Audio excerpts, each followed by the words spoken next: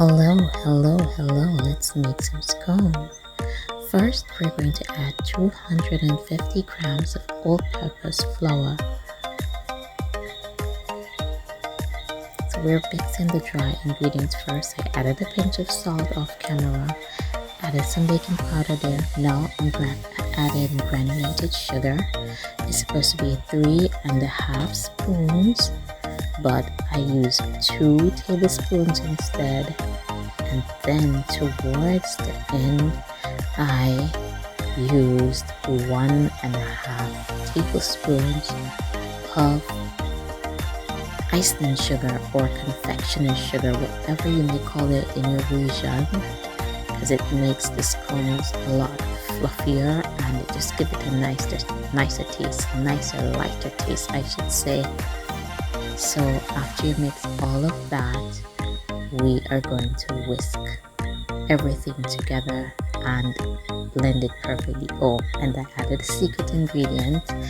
If you guys can guess what it is, I may or may not say what it is. It's something to make it a lot more creamier than the norm. Yes, and I added to the dry ingredients. So there I am, ensuring that everything is mixed perfectly. We don't need any unevenness in it. After which we will add 3.5 spoons of butter. We're going to melt it in the microwave for at least 30 seconds. Well, it depends on how hard your butter is, how long you need to put it in the microwave for. While it's being melted, there I go, breaking a single egg. It's nice to keep your eggs outside of the fridge and to have it room temperature. Your pastry turned out a lot better that way. And there I am whisking it away. And then I'm going to add 2 tablespoons of milk. So if you're lactose free, use lactose milk, or you can also use coconut or plant-based milk. There I am mixing it all together. Make sure it's nice and even. Everything that we do for this mixture, it has to be nice and even. And after which, you're going to add the butter and do the same thing. Make sure that it's nice and evenly blended. And you want to cool the butter for a bit because you don't want your eggs to be cooked before it should, if you know what I mean. So you have to let that water cool down for a bit. There I go again, incorporating everything to ensure that it's blended evenly. Man, I like to play with stuff. I went ahead and I mashed little bits of butter and put in my dry mixture beforehand, because I like when my butter melts while it's baking. Also, it makes it a little bit more flaky. And after you pour the wet ingredients in your dry ingredients, you're going to incorporate that until perfection. And as you all know, I have physical limit, and this really wasn't hard for me. I didn't feel like getting my hands sticky just yet, so I used a spoon to mix that in. You can use a spoon or you can use a spatula, whichever suits you best. Just do what you're comfortable with. And as I said, it's light mixture.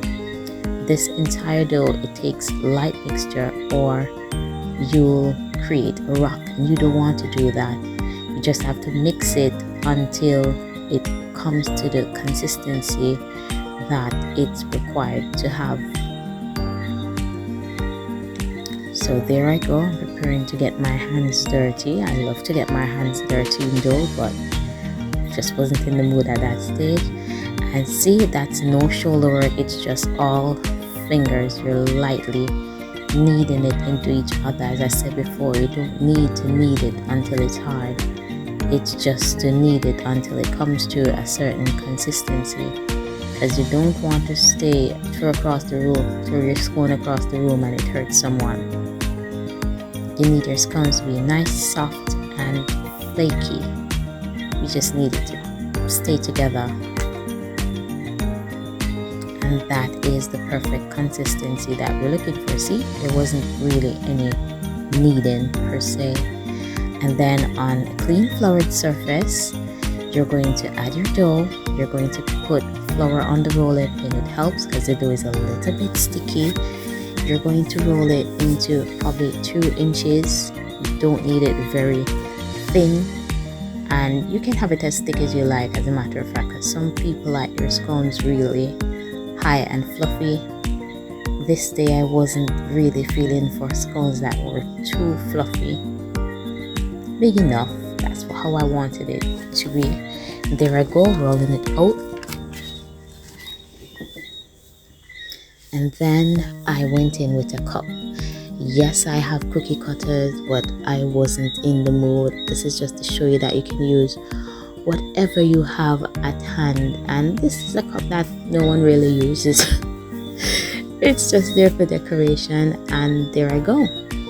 I put them on my baking tray on parchment paper, and then here I am using my small oven because I just can't be bothered, because this was a quick thing. And I basically left them to bake between 15 or 18 minutes, and there's the finished product. Those were my delicious scones, and I'm not going to deprive you. This is what my tea time looked like. I used chocolate syrup instead of butter and cream. I wasn't feeling very basic, and it was absolutely delicious. And there's a peek of my tea time. Thanks for watching. Bye.